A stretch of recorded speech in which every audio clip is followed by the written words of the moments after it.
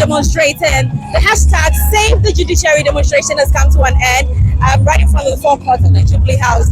Now, they said a lot, Papani. It wasn't just about the processes to remove the Chief Justice. They spoke about a whole lot of issues regarding sexual violence. So some of the issues that have also come up along this protest, especially from Afenyo Market, has been the sort of violence that characterized post 2024 December elections. He says that it's been almost 5 months after that election. And let's focus to Ablekuma North.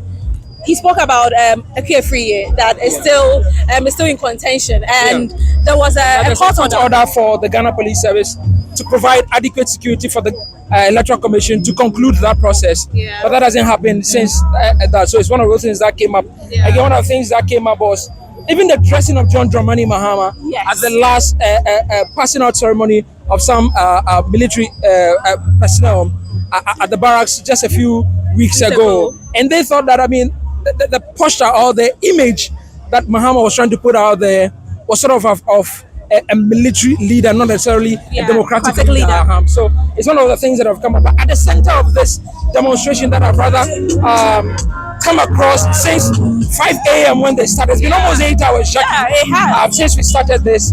And what they are rather saying in the petition is that the process should be halted or reversed and cancelled in its entirety. And John Dramani Mahama should be careful.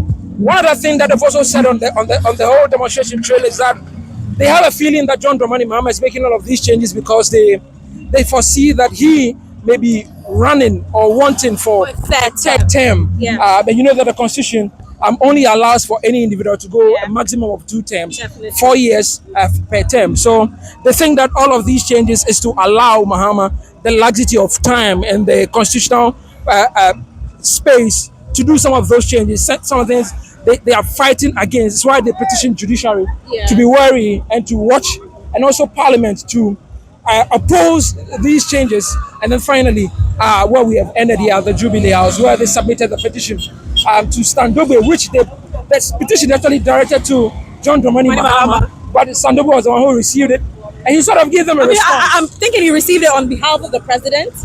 Well, yes, he did it. He did that, but he also, just as normal with some of these things, when you receive it a few words, and he sort of gave them a response that they believe in the processes they have triggered, and they want to see it to its end. And you hear even MPP members vehemently opposed to. I think they were actually expecting that when Stan received it, he would just say that, okay, we received it and we'll definitely get back to you. But he ended up saying a lot which they were not happy about. But it's something I put to the General Secretary and then also the Communications Officer for the MPP, and they thought that it was distasteful, one, for Standobe to try and respond to their petition. And then secondly, they are saying that there's more to come. If they don't hear from government as soon as possible, they are going to do some more protests or put in some more actions to force government to do their bidding. Jackie. All right. So that is my colleague Michael Papani Arshalley. We've been doing this coverage also with Sweetie Abochi earlier in the morning, and I'm also Jacqueline Ansomah, Yeboah. Thank you all for sticking with us. We'll be bringing you up to speed details on the detailed petition. What is actually stipulated in the petition in subsequent bulletins on JoyNews. Thank you all for sticking with us. I'm out.